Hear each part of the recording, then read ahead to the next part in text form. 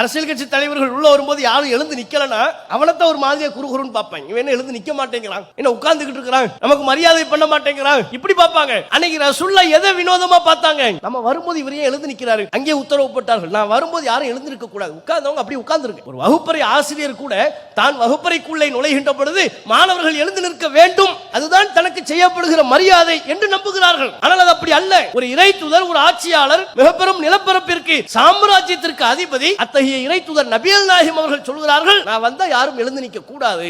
எந்த விதத்திலையும் தனக்கு புகழ் சேர்க்கக்கூடிய நடவடிக்கை ரசூலுல்லாஹ் செய்யவே இல்லை. இன்றைக்குள்ள தலைவர்கள் ஆன்மீகவாதிகள் என்ன பண்ணுவாங்க, தனக்கு ஒரு புனித பிம்பத்தை கட்டமைச்சுக்கிட்டே இருப்பாங்க. எல்லா சமுதாயத்திலையும் நடக்கும். ஆன்மீகவாதிகள் சொல்றவங்க தங்களுக்கு பெரிய அதி அற்புத சக்தி இருப்பதாக எல்லாம் சொல்வார்கள். மறைவான ஞானம் தங்களுக்கு இருப்பதாக. கொஞ்சம் வருஷங்களுக்கு முன்னால வெத்தலையில மைத்தடவி பார்த்தா எந்த நாட்டில் நடக்கிறதையும் நான் அது மூலமா பார்த்துருவேன் அப்படின்னு சொல்லக்கூடிய அளவிற்கு, மனதில் உள்ளதை அறிந்து கொள்வேன் என்று சொல்லும் அளவிற்கு ஏதாவது ஒரு புனித பிம்பத்தை கட்டமைத்துக் கொண்டே இருப்பார்கள். திடீர்னு உட்கார்ந்துகிட்டு இருப்பாரு, கொஞ்சம் தண்ணி எடுத்து சூ அப்படிங்குவார். கேப்ப என்னங்க அங்க ஒண்ணுமே இல்ல, எதுக்குங்க சூன்னியா? இல்ல காபாவுக்குள்ள ஒரு நாய் வந்துச்சு, கோவையில குனியமுத்தூர்ல உட்கார்ந்துகிட்டு அவர் என்ன பண்றாரா, பாத்தியா மகான் எப்பேற்பட்ட ஆளு, காபத்துல்லாவுல நடக்கிறது இவருக்கு இங்க கண்ணுல தெரியுது, ஒரு பெரிய சக்தி இவருக்கு இருக்கிறது, பவர் இருக்கிறது, பவர் இருக்கு, சக்தி இருக்கு, ஆற்றல் இருக்கு என்று சொல்லி சொல்லியே ஆன்மீகவாதிகளும் அரசியல் தலைவர்களும் தங்களுக்கு ஒரு புனித பிம்பத்தை கட்டமைப்ப, தங்களுக்கு தவறே வராது. எந்த அரசியல் கட்சி தலைவர்களாவது தன்னுடைய தொண்டர்களை நான் உங்களை மாதிரி ஒரு மனுஷன் தான் அப்படின்னு உருவாக்குறாரா? எந்த அமைப்பின் தலைவர்களாவது அப்படி உருவாக்குறாங்களா? நானும் உன்ன மாதிரி தப்பா, உனக்கு தவறு பிழை ஏற்படுவதை போல எனக்கும் தவறு பிழைகள் ஏற்படும், இப்படி எந்த தலைவராவது சொல்வாரா? சொல்றாங்களா? இல்ல. தொண்டர்கள் எப்படி தயார்படுத்துவாங்க தெரியுமா? தலைவர் சொன்னா கேள். கண்ணியத்திற்குரிய எல்லாம் உள்ள அல்லாஹுவின் நல்லடியார்களே, எல்லாம் உள்ள அல்லாஹுவின் மகத்தான கிருபையினால் தமிழ்நாடு தௌஹீத் ஜமாத் கோவை மாநகர் மாவட்டம் சார்பில் ஏற்பாடு செய்யப்பட்டிருக்கிற இந்த பொதுக்கூட்ட நிகழ்ச்சியிலே நாம் அனைவரும் பெருந்திரளாக பேரார்வத்தோடு பங்கெடுத்துள்ளோம். இந்த தருணத்திலே மகத்தான தலைவர் நபிகள் நாயகம் என்கிற தலைப்பு வழங்கப்பட்டிருக்கிறது. உலக வரலாற்றை புரட்டி போட்ட, உலகத்திற்கு நாகரிகத்தையும் ஒழுக்கத்தையும் கற்றுத்தந்த, வரலாற்றில் மிகப்பெரிய தாக்கத்தை செலுத்திய தலைவர் என்றால் அது நபிகள் நாயகம் ஸல்லல்லாஹு அலைஹி வஸல்லம் அவர்கள்தான். தலைவர்கள் பலர் வந்து சென்றிருக்கிறார்கள், இந்த உலகத்திலே வாழ்ந்து மடிந்திருக்கிறார்கள். அவர்களில் பலர்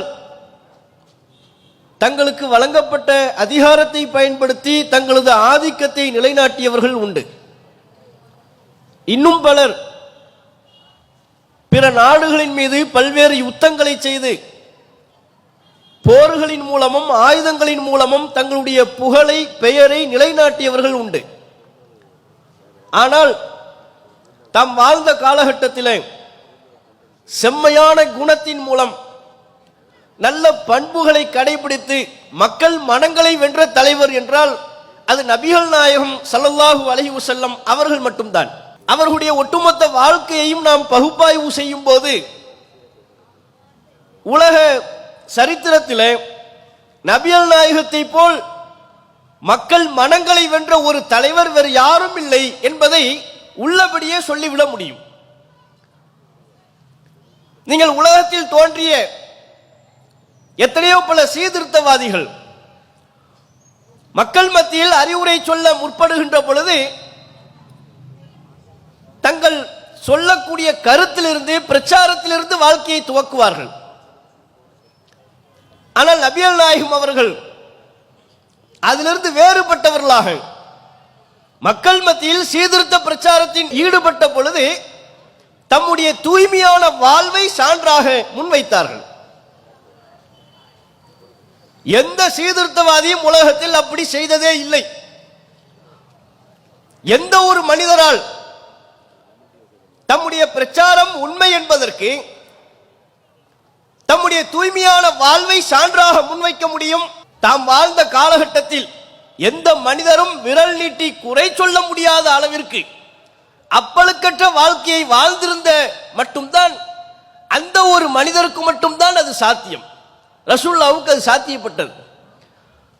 நபிகள் நாயகம் தூதுத்துவ பிரச்சாரத்தில் ஈடுபட்ட போது சொன்னாங்க, நான் சொல்வதெல்லாம் உண்மை, நீங்கள் வணங்கி கொண்டிருக்கிற கற்கள் கற்சிலைகள் இவைகளுக்கு சக்தி இல்லை, இவைகள் நம்மை படைக்கவில்லை, படைத்த இறைவன் ஒருவன் இருக்கிறான், அவன்தான் வானங்களை படைத்தான், பூமியை படைத்தான், அந்த ஒரு இறைவனை தவிர வேறு எந்த இறைவனும் இல்லை, நான் சொல்வது சத்தியம், நம்புங்கள் என்று சொன்னார். சொல்லிவிட்டு மக்கள் மத்தியிலே குறிப்பிட்டார், நான் உங்களோடு தானே வாழ்ந்து கொண்டிருக்கிறேன். ஃபக்கது லபீஸ்து ஃபீக்கும் உம்ரம் மின் கப்லிஹி, இதற்கு முன்பு எத்தனையோ பல வருடங்கள் உங்களோடு நான் வாழ்ந்திருக்கிறேன். என் வாழ்க்கையை நீங்கள் பார்க்கிறீர்கள். நான் பொய் சொல்லியிருக்கிறேனா? நான் இல்லாததை இருப்பதாக சொல்லியிருக்கிறேனா? என்னுடைய நடத்தையில் நீங்கள் சந்தேகத்தை பார்த்தது உண்டா என்று தம்முடைய தூய்மையான வாழ்வை சான்றாக முன்வைத்தார்கள். யாருக்குமே இது சாத்தியமில்லை. நபிகள் நாயகத்திற்கு இது சாத்தியப்பட்டது என்று சொன்னால் அவர்களின் வாழ்வு எந்த ஒரு நபராலும் குறை சொல்ல முடியாத மகத்தான வாழ்வு. அதனால்தான் தேசத்தின் தந்தை காந்தியடிகள் துவங்கி அந்த காந்தியை கொலை செய்த இயக்க வழிவந்த தற்போதைய தேசத்தின் பிரதமர் நரேந்திர மோடி அவர்கள் வரை எல்லோரும் நபிகள் நாயகத்தின் வாழ்க்கை வரலாற்றை படித்து பாராட்டுகிறார்கள். இவர் போல் ஒரு தலைவர் உண்டா? இவரை போல் சமுதாயத்தில் தாக்கம் செலுத்திய, ஆளுமை செலுத்திய ஒரு நபர் உண்டா என்று சிலாகிக்கிறார்கள். பிற மதங்களை சார்ந்தவர்கள் கூட, கிறிஸ்தவ மதத்தை சார்ந்த மைக்கேல் ஹார்ட் என்பவர் ஒரு புத்தகத்தை தொகுக்கிறார். உலக அளவில் பல்வேறு தாக்கங்களை செலுத்திய எல்லா மதங்களிலிருந்தும் உள்ள தலைவர்களை, அரசியல் தலைவர்களை, ஆன்மீக தலைவர்களை வரிசைப்படுத்துகிறார். தி 100 என்கிற ஒரு புத்தகத்தை தொகுத்தார். 100 சிறந்த ஆளுமைகள் என்று தலைப்பிட்டு அவர்களை பட்டியலிட்டார். அதுல தன்னுடைய மதத்தை சார்ந்த இயேசுவிற்கு அவர் முதலிடம் கொடுக்கவில்லை. தன் மதத்தை சார்ந்த ஏனைய நபர்களுக்கு, நியூட்டன் போன்றவர்களுக்கு அந்த இடத்தை கொடுக்கவில்லை. முதல் இடம் நபிகள் நாயகம் அவர்களுக்கு தான் என்று சொன்னார். ஒரு கிறிஸ்தவ மதத்தை சார்ந்தவர் நடுநிலையோடு இருவரின் வாழ்க்கை வரலாற்றை பார்க்கிறார், படிக்கிறார். மத ரீதியாக உலகில் சரித்திரத்தில் வெற்றி வாகை சூடிய ஒரு தலைவர் என்றால் அது நபிகள் நாயகம் தான். அவர் மகத்தான தலைவர். ஆகவே என்னுடைய புத்தகத்தில் அவருக்கு நான் முதலிடத்தை வழங்குகிறேன் என்று சொல்லி முதலிடம் கொடுத்தார். இதை நாம் குறிப்பிடுவதற்கு காரணம், பிற மத தலைவர்கள் கூட, பிற மதங்களை சார்ந்த மக்கள் கூட நபிகள் நாயகத்தின் வாழ்க்கை வரலாற்றை படித்தால் சிலாகித்து போவார்கள். இவ்வளவு பண்பா ரசூலுல்லாஹ்வுடைய வாழ்க்கையில ஏராளமான விஷயங்கள். அவர் ஒரு மகத்தான தலைவர் என்பதற்கு பல்வேறு விஷயங்களை சுட்டிக்காட்ட இயலும். அதில் சிலவற்றை இங்கே நாம் குறிப்பிட வேண்டும் என்று சொன்னால், இன்றைக்கு வாழ்ந்து கொண்டிருக்கிற அரசியல் தலைவர்களாக இருந்தாலும் சரி, ஆன்மீக தலைவர்களாக இருந்தாலும் சரி, அவங்க மக்களுக்கு ஒன்று சொல்வாங்க. மக்களுக்கு அறிவுரையாக எதை சொல்கிறார்களோ அதை தங்களுடைய வாழ்க்கையில் நடைமுறைப்படுத்த மாட்டார்கள். ஆன்மீகவாதிகள் பலர் அப்படித்தான் செயல்பட்டு கொண்டிருக்கிறார்கள். மக்களுக்கெல்லாம் என்ன அறிவுரை சொல்வாங்க தெரியுமா? எதுக்கும் ஆசைப்படாதீங்க, எளிமையா வாழுங்க, தாமரை இலையின் மேல் தண்ணீர் எவ்வாறு அந்த இலைக்கும் தண்ணீருக்கும் சம்பந்தமே இல்லை என்பதை போல் வழுக்கி கொண்டு செல்கிறதோ, இலையின் மீது பற்றில்லாமல் இருக்கிறதோ, அதுபோல் நீங்கள் இந்த உலகத்தில் பற்றில்லாமல் இருங்கள். யாரு? ஆன்மீகவாதிகள், ஆன்மீக தலைவர்கள் மக்களுக்கு மணிக்கணக்கா சொற்பொழிவு ஆற்றுவார்கள். எதுக்கும் ஆசைப்படாதீங்க, இந்த உலகம் அழிந்து போகக்கூடியது, எப்போது வேண்டுமானாலும் சென்று விடுவோம் எல்லாம் சொல்லுவாங்க. ஆனால் சொல்வதற்கேற்ப அவருடைய செயல்பாடு இருக்குமா? சொல்லும் செயலும் முரண்படாமல் ஒரே நேர்கோட்டில் பயணித்த தலைவர் என்றால் நபிகள் நாயகம் மட்டும்தான். இன்னைக்கு உள்ள ஆன்மீக தலைவர்கள் அப்படி சொல்லுவாங்க. மக்களுக்கெல்லாம் எளிமையை சொல்லிட்டு அவர் உட்கார்ந்து இருக்கிறதை பார்த்தாலே புலித்தோல்ல உட்காருவார். ஏன் தரையில உட்கார்ந்து ஆகாதா? புலித்தோல்லத்தான் உட்காருவாராம். தான் நித்யானந்தா கைலாசாவிலிருந்து வீடியோ போடுறார், பாக்குறீங்களா? கழுத்துல புள்ள செயின் தங்கம், தலையில தங்க கிரீடம், பல்வேறு ஆபரணங்கள், நகைகள், உட்காருவதற்கென்று பெரிய இருப்புகள், பட்டாடையால் விரிக்கப்பட்ட விரிப்புகள். ஆன்மீகவாதிகள் எளிமையை பற்றி பிறருக்கு சொல்வார்கள், தாங்கள் சொத்து பத்துக்களை சேர்ப்பார்கள், கோடிக்கணக்கில் சொத்து சேர்ப்பாங்க. கோவையிலேயே ஜக்கி வாசுதேவன் ஒருத்தர் இருக்கிறார்ல, மக்களுக்கெல்லாம் எளிமையை சொல்வார். அவர் பேர்ல இருக்கிற சொத்துக்களை பாருங்க, கோடி கோடியா இருக்கும். சில சமூக ஆர்வலர்கள் காவல்துறையில வழக்கு தொடுக்கிற அளவுக்கு யானைகள் உலா வருகிற காட்டையெல்லாம் இவர் அபகரிச்சு வச்சிருக்கிறாரு, உண்மையா பொய்யான்னு தெரியல, அப்படியான வழக்குகள்லாம் இருக்கு. அந்த அளவிற்கு அரசு இடங்களை எல்லாம் ஆக்கிரமித்து கேட்டா என்ன, நாங்க மக்களுக்கு எளிய வாழ்க்கை எப்படி வாழ வேண்டும் என்று சொல்லுகிறோம். சொல்லுக்கும் செயலுக்கும் ஒத்து வருதா? சொல்லும் செயலும் உடன்படுகிறதா? மக்களுக்கு ஒண்ணு சொல்லுவாங்க, தாங்கள் வேற பாதையில் பயணிப்பார்கள், முரண்பாடு இருக்கும்.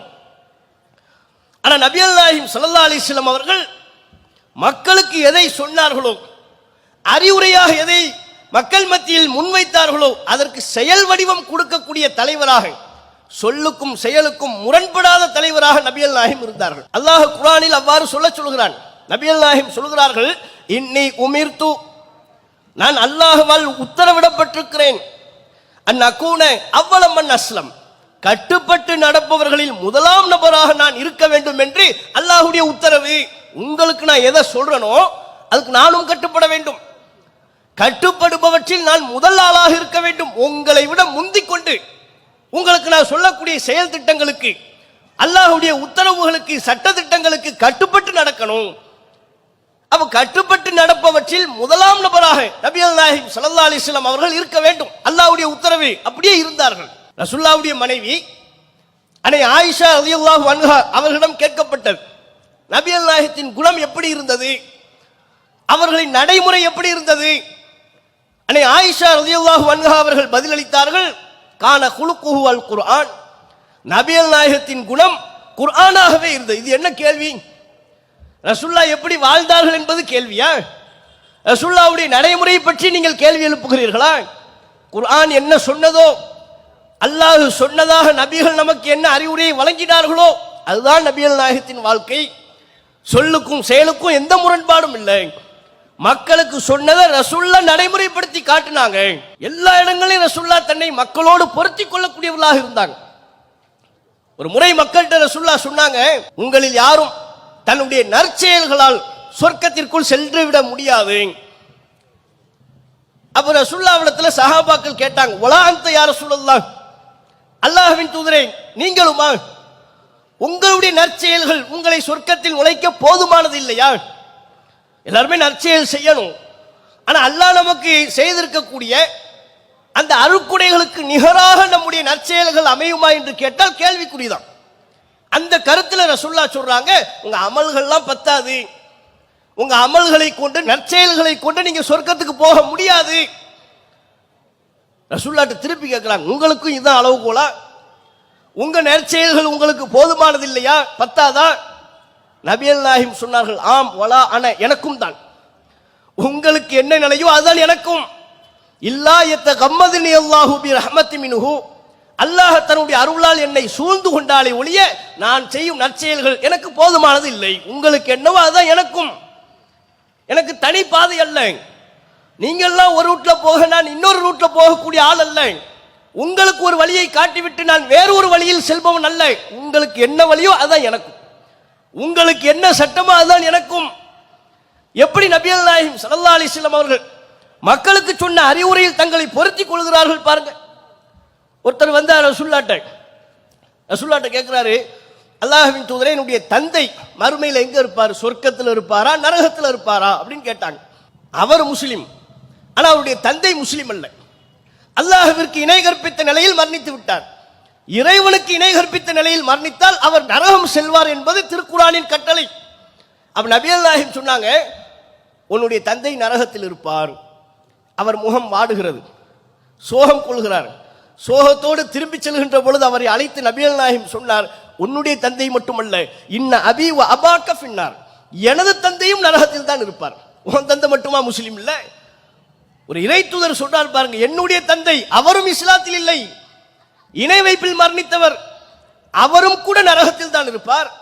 நான் இறைவனின் தூதர் என்பதால், இறைவனால் தேர்வு செய்து அனுப்பப்பட்ட நபர் என்பதால் என்னுடைய தந்தைக்கு தனி சட்டம்லாம் இல்லப்பா, எல்லோருக்கும் ஒரே சட்டம். ரசூலுல்லாஹ் இன்னும் சொன்னாங்க, இணை வைப்பில் இருக்கக்கூடியவர்களுக்கு பாவ மன்னிப்பு கேட்டு பிரார்த்தனை செய்யக்கூடாது.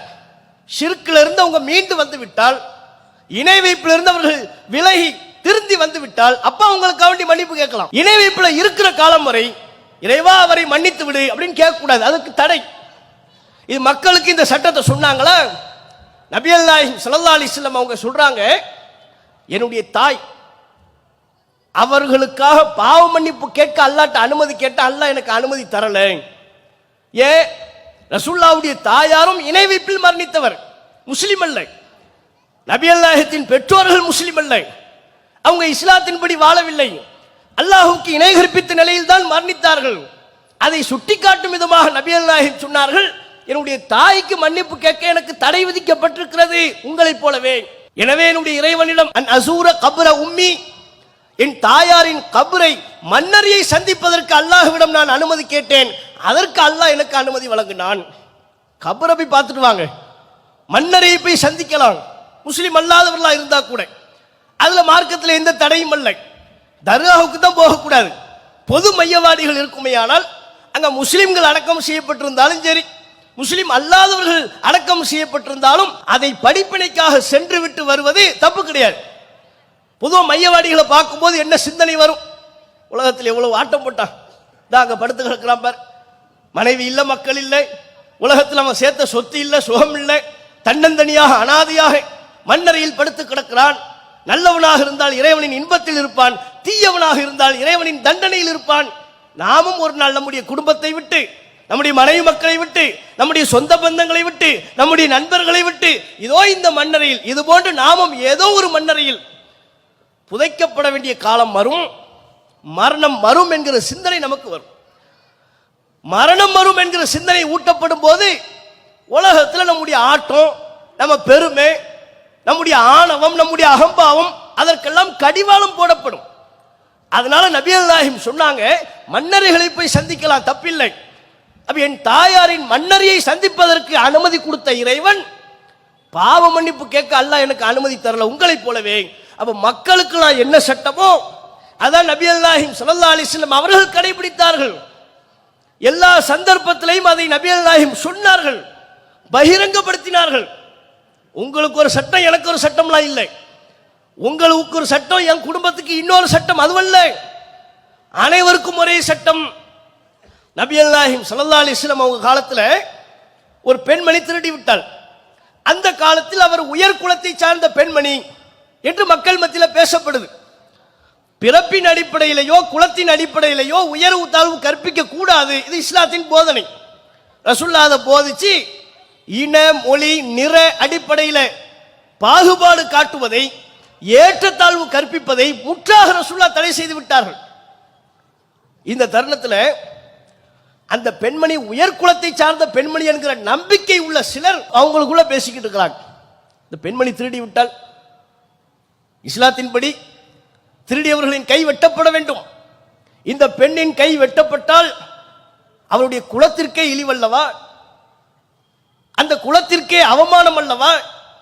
இதை முகமது நபியிடத்தில் பேசி இந்த தண்டனையிலிருந்து அவளுக்கு நீங்கள் விடுதலை பெற்றுத்தர கூடாதா? பேசிக்கிறாங்க. போய் பேசலாமா என்கிற அளவிற்கு நபிகள் நாயகத்தின் தோழர்களில் சிலருக்கே எண்ணம் வந்தது. நபிகள் நாயகம் தம் தோழர்களை அழைத்தார்கள். இதை பார்த்தவன் இதை அறிந்த மாத்திரத்தில் அழைத்தார்கள். என்ன என்ன சிந்தனை? உயர் குலத்தை சார்ந்தவர்கள் திருடிவிட்டால் தண்டனை கொடுக்க கூடாதா? அவங்க என்ன வானத்திலிருந்து குதிச்சவங்களா? அவங்களுக்கு வேற சட்டமா, தனித்து சட்டமா? இந்த பேச்சுக்கு இடம் இல்லை. இறைவனின் சட்டத்தில் ஏற்றத்தாழ்வு இல்லை, அனைவரும் சமம். லவ் அன்ன ஃபாத்திமத்த பின்த முஹம்மத், முஹம்மதின் மகள் ஃபாத்திமா திருடி இருந்தாலும், நபிகள் நாயகத்தின் மகள் பெயர் ஃபாத்திமா. நபிகள் நாயகம் சொன்னாங்க, இந்த பெண்மணி என்று அல்ல, என் மகள் ஃபாத்திமா திருடி இருந்தாலும் சுரிகத் யதுஹா, அவளது கை வெட்டப்படும், முஹம்மதின் மகள் என்று பார்க்கப்படாது. இப்படி ஒரு சட்டத்தை சொன்ன தலைவர், மக்களுக்கு என்ன சட்டங்களை சொன்னார்களோ அதில் தங்களையும் பொருத்தி கொண்ட ஒரு மகத்தான தலைவர் நபிகள் நாயகத்தை தவிர்த்து வேறு யாரும் உண்டா? இன்னைக்கு அப்படித்தான் அரசியல் தலைவர்கள் இருக்கிறாங்களா? மக்களுக்கு என்ன சட்டமோ எதை சொல்கிறார்களோ அதுல தங்களை பொருத்திக் கொள்கிறார்களா? மக்களுக்கு ஒரு சட்டம், அவங்களுக்கு ஒரு சட்டம். ஆன்மீகவாதிகளை எடுத்துக்கொண்டாலும், அரசியல்வாதிகளை எடுத்துக்கொண்டாலும், அரசியல் தலைவர்களை எடுத்துக்கொண்டாலும் மக்களுக்கு என்ன சொல்றாங்களோ அதுல தங்களை அவர்கள் பொருத்திக் கொள்வது இல்லை. நீங்க வேற, நாங்க வேற.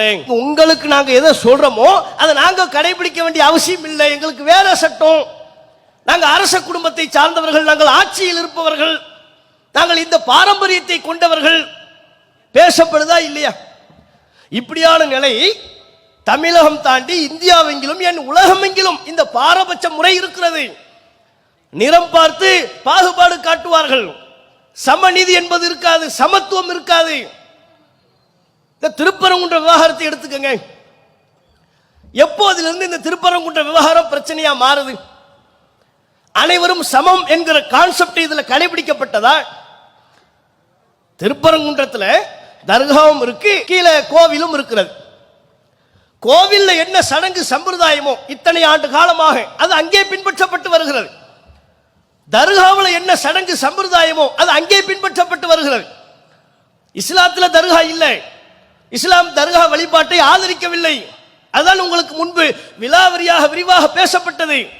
இங்கே ஆட்சியாளர்களின் தரப்பிலிருந்து மத ரீதியாக எப்படி பாகுபாடு காட்டப்படுகிறது அதை நாம் சுட்டி காட்டுகிறோம்.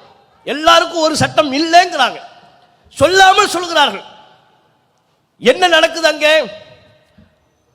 திடீரென்று திருப்பரங்குன்றத்துக்கு மேல ஆடு கோழியை அறுத்து பலியிடக்கூடாது அப்படிங்கிறாங்க. துவக்கத்தில் இதிலிருந்து தான் பிரச்சனையே.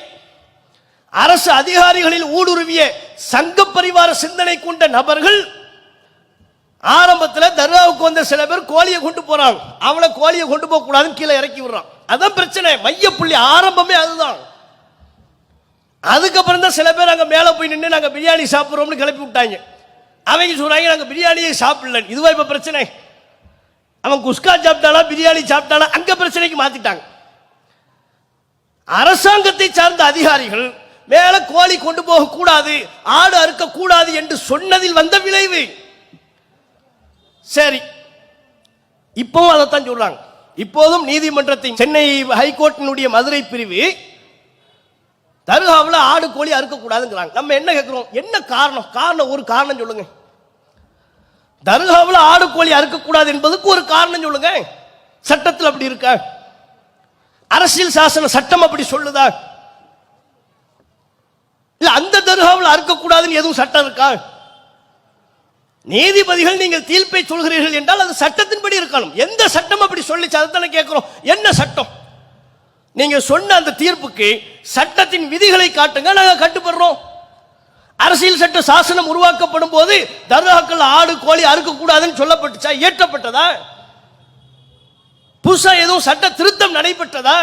திடீரென்று இப்படி சொல்வதற்கு என்ன காரணம்? ஒரு காரணம் சொல்லுங்க. ஒரு காரணமும் இல்லை. சங்க பரிவார அமைப்புகள் அதை ஒரு பிரச்சனையாக ஆக்குகிறார்கள் என்பதை தவிர்த்து இந்துத்துவ அமைப்புகள், இந்துக்கள் அல்ல, இந்துத்துவ அமைப்புகள் முஸ்லிம் விரோத வெறுப்பை காட்டி முஸ்லிம்களை எதிரியாக சித்தரித்து இந்த நாட்டை துண்டாட வேண்டும் என்று கனவு கண்டு கொண்டிருக்கக்கூடிய இந்துத்துவ அமைப்புகள் செய்யக்கூடிய பிரச்சாரத்தை தவிர்த்து நீதிமன்றத்தின் இந்த தீர்ப்புக்கு வேறு எந்த அடித்தளமும் இல்லை. என்ன அடித்தளம் இருக்கு? சரி, ஒரு பேச்சுக்கு வழக்கத்தில் இல்லை என்று நீங்கள் சொல்வீர்களே, ஆனால் சட்டப்பிரிவு அப்படி இல்லை. வழக்கத்தில் இல்லை என்று நீங்கள் சொல்வீர்களே, ஆனால் அப்படி கூட நீங்க சொல்ல முடியாது. ஏன்? இவன் எல்லா தர்காவிலையும் முதல் வேலையை கோழி அறுக்கிறது தானே. நம்ம ஆளுக்கு உள்ள வேலையை என்ன? தர்காவுக்கு போய் சும்மா தாயத்தை மட்டும் கட்டிட்டு வர்றதில்லை. கந்தூரி உருசுன்னு கொண்டாடுவான். என்ன பண்ணுவான்? கோழி அறுப்பான், ஆடு அறுப்பான், ஒரு பிரியாணியை போடுவான், ஒரு குஸ்காவை போடுவான், நெய்ச்சோரை போடுவான், அல்பாத்தியா ஓதுவான், சாப்பிடுவான். இதெல்லாம் காலங்காலமா பண்ணிக்கிட்டு இருக்கிறான். இந்த தர்கான்னு இல்லை, நீங்க அஜ்மீர் போனாலும் அதுதான். இந்திய நாட்டில் உள்ள எந்த தர்காவுக்கு போனாலும் அங்கே கோழி அறுப்பது, ஆடு அறுப்பது அந்த தர்காவில் நடைமுறையில் உள்ள வளமையில் உள்ள ஒண்ணு. ஒரு பேச்சுக்கு, ஒரு வாதத்துக்கு அது வளமையிலே இல்லை, திடீர்னு நீங்க செய்றீங்க என்று சொல்வீர்களே, ஆனால் அது பொய், அது உண்மை அல்ல. ஒரு வாதத்துக்கு உண்மை ஏத்துக்கிட்டா அப்ப எதுக்கு அண்மையில் இதே திருப்பரங்குன்றம் கோவில்ல தர்காவுக்கு அருகில் உள்ள சர்வே கல்லு, நில அளவை கல்லு, அங்கே தீபம் ஏற்ற வேண்டும் என்று ஏன் சொன்னீர்கள்? நீதிமன்றத்தின் தீர்ப்பு பார்க்கிறீங்களா? எவ்வளவு பாரபட்சம் காட்டப்படுகிறது. முஸ்லிம்களுக்கு சொல்றாங்க, ஒரு தரப்புக்கு நீதிமன்றம் சொல்கிறது நீ அங்க கோழி அறுக்க கூடாது. எங்க? தர்காவுக்கு உள்ள, கோவில்ல இல்லை. முஸ்லிம்கள் யாரும் கோவில்ல போய் கோழி அறுக்கிறது இல்லை, ஆடு அறுக்கிறது இல்லை. அவன் தர்காவுக்குள்ள செய்யறான். நீதிமன்றம் ஒரு தரப்புக்கு, முஸ்லிம் தரப்புக்கு சொல்கிறது நீங்கள் உங்கள் தர்காவுக்கு உள்ளே கோழி அறுக்க கூடாது. இது ஒரு தரப்பு, முஸ்லிம்களுக்கு சொல்லப்பட்ட நீதிமன்ற உத்தரவு. இன்னொரு பக்கம் தர்காவுக்கு பக்கத்தில் உள்ள சர்வே கல்லுல நீங்க போய் தீபம் ஏத்துங்க, தீபம் ஏத்துங்கன்னு அவனுக்கு சொன்னதுக்கு என்ன சட்டம் வழக்கத்தில் இருந்துச்சா? அங்குள்ள கோவில் நிர்வாகம் சொல்கிறது, கடந்த 100 வருடத்திற்கும் மேலாக எந்த இடத்தில் தீபம் ஏற்றப்பட வேண்டுமோ அங்கே நாங்கள் தீபத்தை ஏற்றிவிட்டோம். அது தர்காவுக்கு பக்கத்தில் உள்ள கல்லு, அது சர்வே கல்லு, நில அளவை கல்லு, அதுல நாங்கள் தீபம் ஏற்ற வேண்டிய அவசியம் இல்லை. யாரு சொல்றா? முஸ்லிம்கள் அல்ல, கோவில் நிர்வாகத்தை சார்ந்தவர்கள். அப்ப கோவில் நிர்வாகமே சொல்லுது எங்க பார்ட்டி இல்லை, அங்க நாங்க தீபம் ஏற்ற வேண்டிய அவசியம் இல்லை. மிக முக்கியமா 100 ஆண்டுக்கும் மேலாக அங்கே எங்கே நாங்கள் தீபத்தை ஏற்றுவோமோ அங்கே ஏத்திட்டோம். அதான் உச்சி பிள்ளையார் கோயில் பாருங்க, அவங்களுக்கு வழக்கத்துக்கு மாத்தமா சொல்றாங்க அங்க போய் ஏத்துன்னு. நமக்கு வழக்கத்துக்கு மாத்தமா முஸ்லிம்களின் உரிமையை பறிக்கும் விதமா சொல்றாங்க. இதான பாரபட்சம். எல்லாருக்கும் சமநீதின்னு சொல்றாங்க, ஆனா இந்த நாட்டில் சிறுபான்மை சமுதாய மக்கள் சமநீதியோடு நடத்தப்படுவது இல்லை. முஸ்லிம்கள் என்றால் ஒரு விதமான பாரபட்சம் தான் இங்கே காட்டப்படுகிறது. இது ரசூல் அட்டையில் எல்லாம் ஒண்ணுதான். நீ முஸ்லிமா இருந்தாலும் சரி, யூதனாக இருந்தாலும் சரி, ரசூல்லா காலத்தில் யூதர்கள் வாழ்ந்தாங்க, இஸ்லாத்தை ஏற்றுக்கொள்ளாத இணை வைப்பாளர்கள் வாழ்ந்தாங்க. யாரா இருந்தாலும் என் சட்டத்தின் முன்னால சமம்ட்டாங்க. எந்த குடிமக்களா இருந்தாலும் நமது நாட்டின் குடிமக்களாக நீங்கள் இருப்பீர்களேயானால் நீங்கள் அனைவரும் சட்டத்தின் முன் சமம். யாரோ ஒருவர் திருடினால் கையை வெட்டுவோம், என் மகள் திருடினால் கையை வெட்ட மாட்டோம் என்கிற நிலை இஸ்லாத்தில் இல்லை. நான் அப்படி ஒரு பாரபட்சத்தை காட்ட மாட்டேன் என்று நபிகள் நாயகம் சொன்னாங்க. இதுதானே இதெல்லாம் மகத்தான தலைவர். அது மட்டும் இல்லை, நபிகள் நாயகம் அவர்கள் ஒரு சிறந்த தலைவருக்கு என்ன இலக்கணம்? மக்களை நல்வழிப்படுத்தணும். மக்களிடம் உள்ள பிழைகளை, அவர்களின் தவறுகளை களைந்து அவர்களின் அறியாமையை போக்கி அவர்களுக்கு அறிவு புகட்டணும். வளர்ச்சியை நோக்கி அவர்களை அழைத்து செல்ல வேண்டும். அதான் ஒரு சிறந்த தலைவருக்கான இலக்கணம். இன்றைக்குள்ள தலைவர்கள் இந்த இலக்கணத்திற்கு உட்பட்டு நடந்து கொள்கிறார்களா? இன்றைக்கு இருக்கக்கூடிய பெரும்பாலான தலைவர்கள் தங்களுடைய பெயருக்காகவும் புகழுக்காகவும் மக்களின் அறியாமையை பயன்படுத்திக் கொள்கிறார்கள். தாம் பேரை வளர்த்தெடுக்கணும் அப்படி பார்க்கிறாங்க. அவர்களை பண்படுத்துவதற்கு பதிலாக பயன்படுத்திக் கொள்கிறார்கள். மக்கள்கிட்ட ஒரு அறியாமை இருக்கா, அதை பயன்படுத்திக்கிறாங்க. தங்களுக்கு புகழ் சேர்க்க, தங்கள் கட்சிக்கு செல்வாக்கை சேர்க்க அவர்களை பயன்படுத்துகிறார்கள். இது எந்த பாரபட்சமும் இல்லாமல் எல்லா கட்சிகளும், எல்லா அரசியல் கட்சி தலைவர்களும் அப்படித்தான் நடந்து கொள்கிறார்கள். விதிவிலக்கே இல்லை. இன்னைக்கு பாருங்க, எல்லாரும் என்ன செய்வாங்க? அரசியல் கட்சி தலைவர், முதல்வர் அவங்க எல்லாம் இருக்கிறாங்கன்னா காலில் விழுவாங்க. இந்த காலில் விழக்கூடிய கலாச்சாரமே எதை காட்டுகிறது? ஒரு சக மனிதன், நீங்க பதவியில சிறந்து இருக்கிறீங்க, சொத்து பத்துக்களை சிறந்து இருக்கிறீங்க என்பதை காரணம் காட்டி உங்க காலில் விழுறான்னா என்ன அர்த்தம்? நீ வேற நான் வேற. அது ஒரு விதமான அடிமை மனோபாவம் தானே. அந்த அடிமை மனோபாவத்தை வளர்த்தெடுக்கிற காரியத்தை இன்றைக்கு இருக்கக்கூடிய எல்லா அரசியல் கட்சி தலைவர்களும் செய்கிறார்களா இல்லையா? அரசியல் கட்சி தலைவர்கள் காலில் போய் விழுந்தா காலில் விழாதீங்கன்னு யாரும் சொல்றது இல்லை. விழுந்த ஆசீர்வாதம் எவ்வளவு நேரம் படுத்திருந்தாலும் சரி. ஜெயலலிதா அம்மாலாம் அதுல உச்சம். அந்த அம்மா மறைந்து விட்டார்கள், இருந்தாலும் அதுல உச்சம். ஏன்? கார்ல உட்கார்ந்து போவாங்க, காரை கும்புறதுக்கு குனிவாங்க. நேரம் ஆள் வந்தா குனிஞ்சாலாவது ஒரு கணக்கு, அதுவே கூடாதுங்கிறோம். அதுவே சுயமரியாதை இலக்கு. அந்த அம்மா கார்ல உட்கார்ந்து இருக்கும், டயரை கும்பிடுவாங்க. அந்த அம்மா ஹெலிகாப்டர்ல போகுது, ஹெலிகாப்டர் மேல பறக்கும் போது கீழே படுத்து கிடக்குறாங்க. அப்ப எந்த அளவுக்கு இவர்கள் அறியாமையில் இருந்தார்கள்? இந்த அறியாமையை எல்லா கட்சி தலைவர்களும் பயன்படுத்தி கொண்டார்களே ஒழிய, இதுல ஜெயலலிதா, கருணாநிதி, எடப்பாடி, ஸ்டாலின் இந்த வேறுபாடே கிடையாது. எல்லா அரசியல் கட்சி தலைவர்களும் மக்களின் அறியாமையை பயன்படுத்துகிறார்கள். தங்களுடைய புகழ் சேர்ப்பதற்காக வேண்டிய ஒரு புனித பிம்பத்தை கட்டமைக்கிறார்கள்.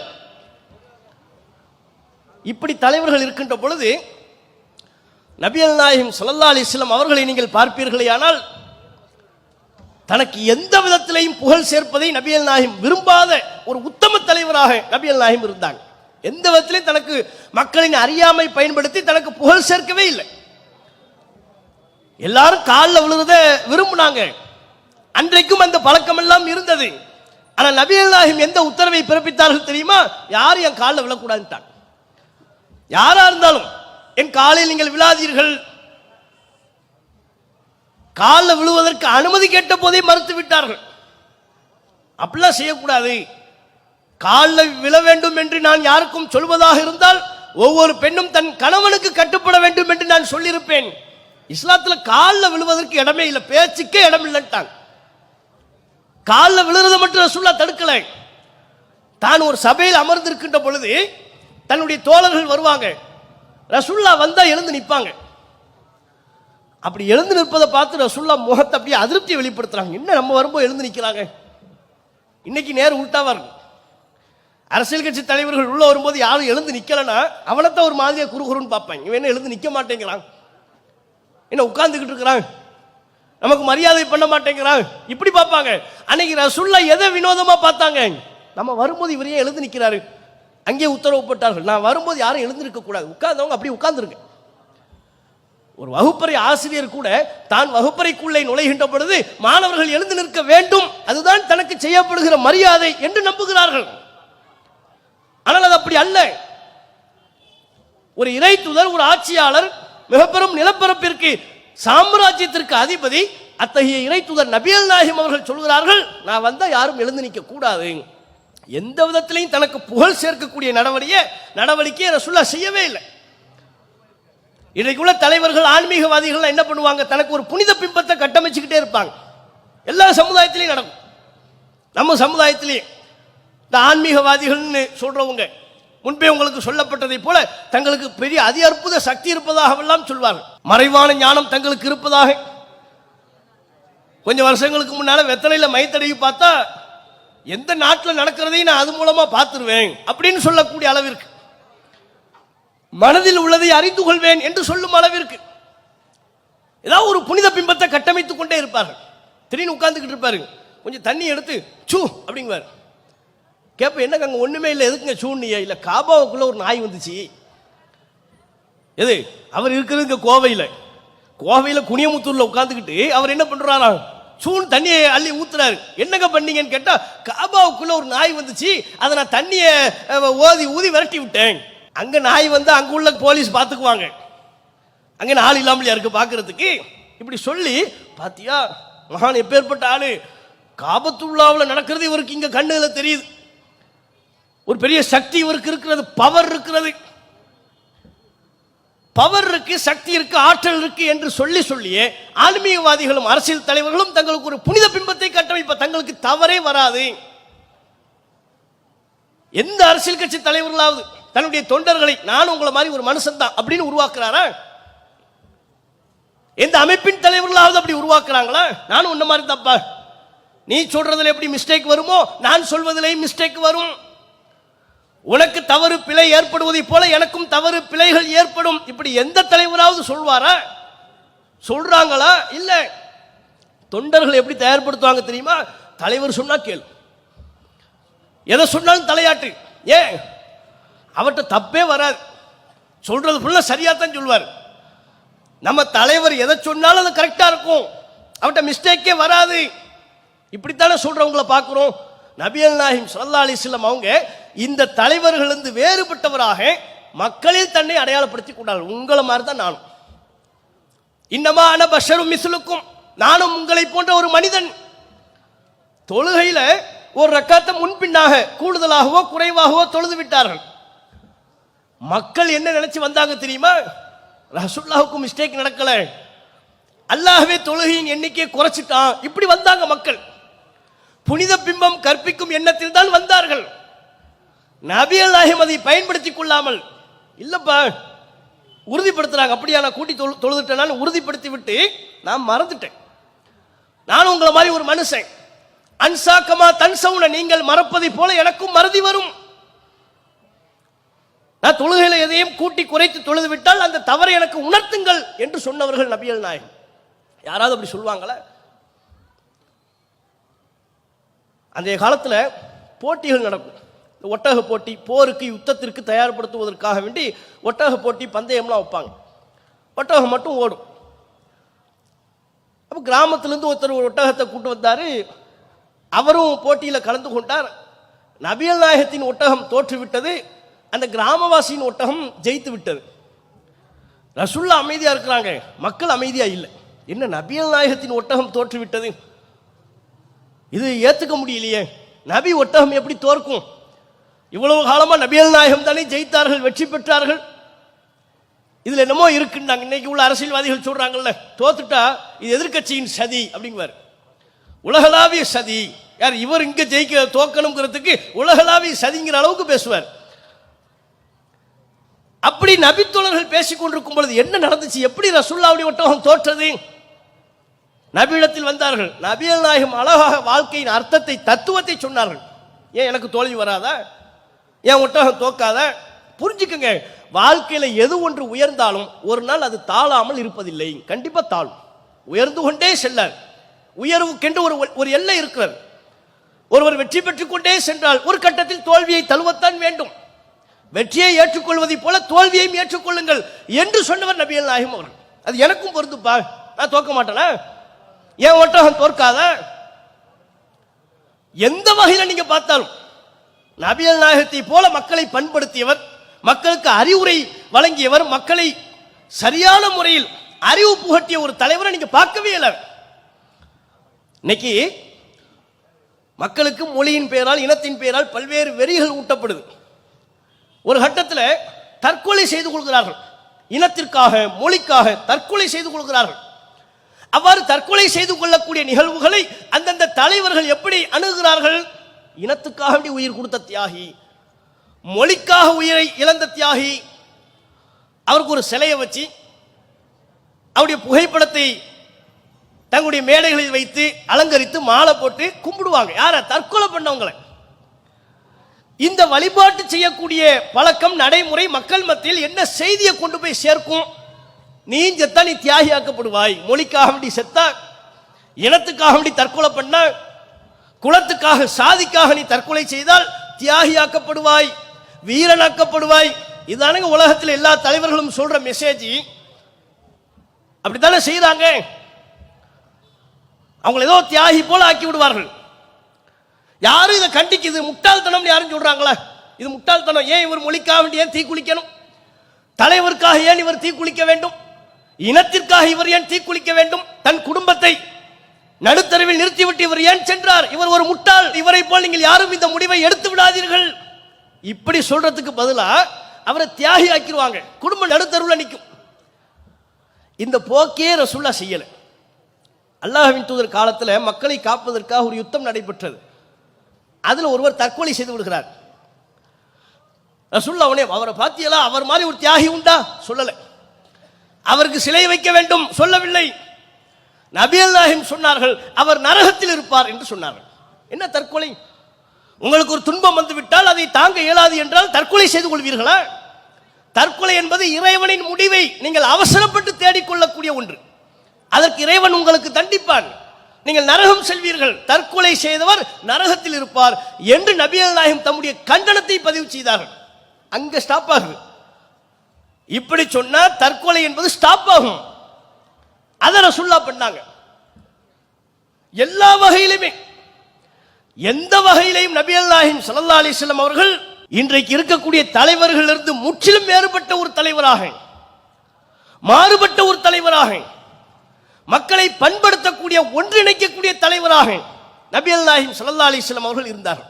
அரபு கோத்திரம் தான் சிறந்த கோத்திரம். அரபு மொழி அல்லாத ஏனைய மக்கள் அனைவரும் பிற்படுத்தப்பட்டவர்கள், தாழ்ந்தவர்கள் என்கிற ஒரு பார்வை அந்த மக்களுக்கு இருந்தது. ரசூலுல்லாஹ் அதையெல்லாம் மாத்தினாங்க. இந்த மொழியை வச்சுக்கிட்டு பெருமையெல்லாம் பேசிக்கிட்டு இருக்கக்கூடாது, நிறத்தை வைத்துக் கொண்டு பேசக்கூடாது. நீ எந்த நிறத்தில் இருந்தாலும், எந்த மொழி பேசுபவனாக இருந்தாலும், மொழியை வைத்தோ நிறத்தை வைத்தோ உனக்கு எந்த சிறப்பும் இல்லை. உன்னுடைய செயல்பாட்டை கொண்டுதான் நீ அல்லாஹ்விடத்தில் சிறப்பு பெற முடியும் என்று சொல்லி இளைஞர்களை உருவாக்கினார்கள். எப்படி ரசூலுல்லாஹ் இளைஞர்களை உருவாக்குறாங்க பாருங்க. நபிகள் நாயகத்தின் இளைஞர்களின் உருவாக்கம் அவர்களை நல்லொழுக்கம் மிக்கவர்களாக மாற்றுகிறது. இந்த தலைவர் தானே நமக்கு வேணும். இன்றைக்குள்ள இளைஞர்கள் தலைவராக எடுத்துக்கொள்ள வேண்டியது யார்? நமக்கு சரியான வழியை காட்டக்கூடிய நபிகள் நாயகம் ஸல்லல்லாஹு அலைஹி வஸல்லம் அவர்கள் அல்லவா? ரசூலுல்லாஹ் பாருங்க, ஒன்னொன்னே இளைஞர்கிட்ட பார்த்து பார்த்து செதுக்குனாங்க. ரசூலுல்லாஹ் ஒரு இளைஞர் வந்தார், தலையெல்லாம் அலங்கோலமா இருந்துச்சு. அப்ப ரசூலுல்லாஹ் கேட்டாங்க, ஏப்பா தலைவாருகிற சீப்போன்ட்ட இல்லையா? சீப்பை வைத்து தலைவாரிக்குள்.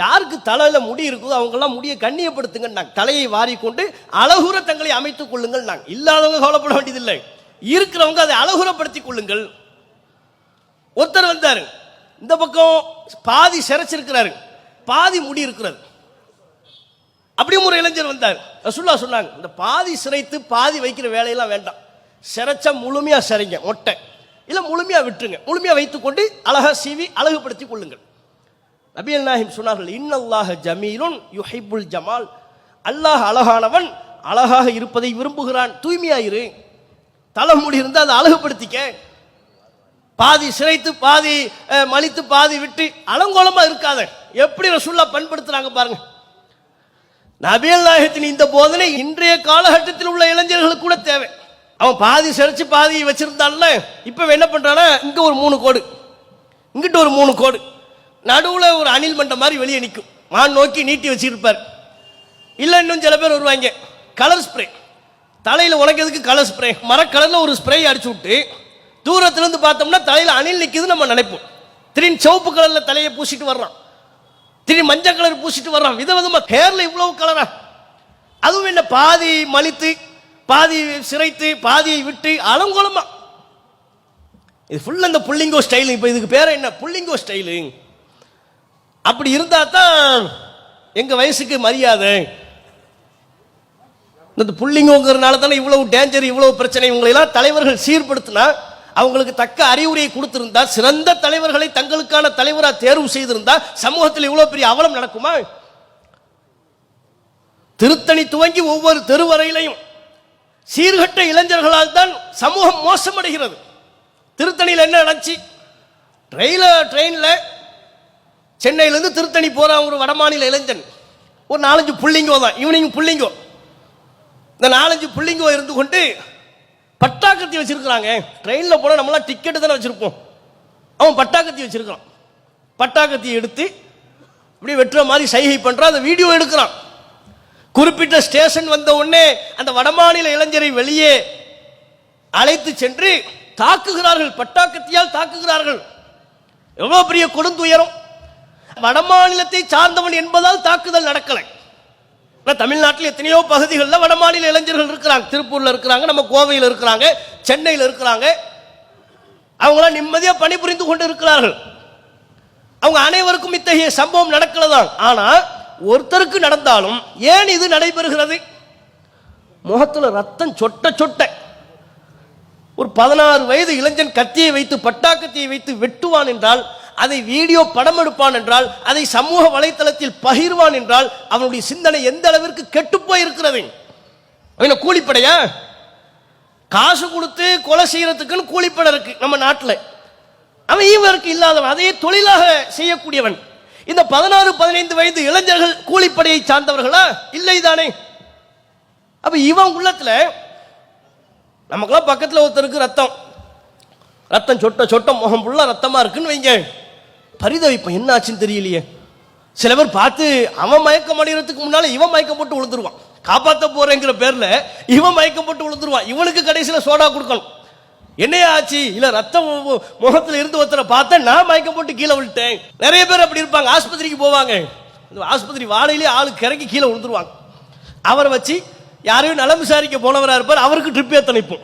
யார் இவருக்கு ட்ரிப்பு ஏன் மயக்கம் போட்டு விழுட்டார்ல இவ்வளவு பலவீனமானவர்களாக மனிதர்கள் இருக்கின்ற பொழுது ஒரு 16 வயது இளைஞன் ரத்தம் சொட்ட சொட்ட ஒரு இளைஞனை கண்ணுக்கு முன்னால் பார்த்த பிறகும் அவனை பட்டாக்கத்தியால் வெட்டுவான் என்று சொன்னால் அவனுடைய சிந்தனை எங்கே தவறியது எவ்வளவு அழுக்கடைந்து இருக்கிறது இதுக்கு என்ன காரணம் போதை கஞ்சா பொருட்கள் இப்படித்தான் இளைஞர்கள் சீரழிந்து கொண்டிருக்கிறார்கள் தெருவில் வர்றான் அவன் ட்ரெஸ்ஸே வித்தியாசமா இருக்கு பேண்ட் போடுறாங்க பேண்ட் ஃபுல்லா கிழிஞ்சிருக்குங்க எதுக்கு அந்த பேண்ட்டை வாங்கி போடுறான் 1000 ரூபாய் 1500 ரூபாய் கொடுத்து பேண்ட்டு இந்த முட்டுக்கால் ஃபுல்லா கிழிஞ்சிருக்கு கீழே விழுந்து முட்டை தேய்ச்சிக்கிட்டு வந்தா எப்படி இருக்கும் அப்படி இருக்கு பெற்றோர்களும் அதை வாங்கி கொடுக்குறாங்க பிரச்சனை இல்லை என் பையன் கேட்டான்ல கேட்டான் அதனால என்ன 1000 ரூபாய் ஆனாலும் சரி பெருநாளுக்கு அந்த ஜீன்ஸ் பேண்ட் தான் எது அந்த முட்டுக்கால் கிழிஞ்சி 1 வருஷம் ஆனாலும் துவைக்க தேவையில்லை பெற்றோர் நினைக்கிறாங்க அவன் ஜீன்ஸ் பேண்ட் எடுத்தா 1 வருஷத்துக்கு நமக்கு துவைக்கிற வேலை இல்லை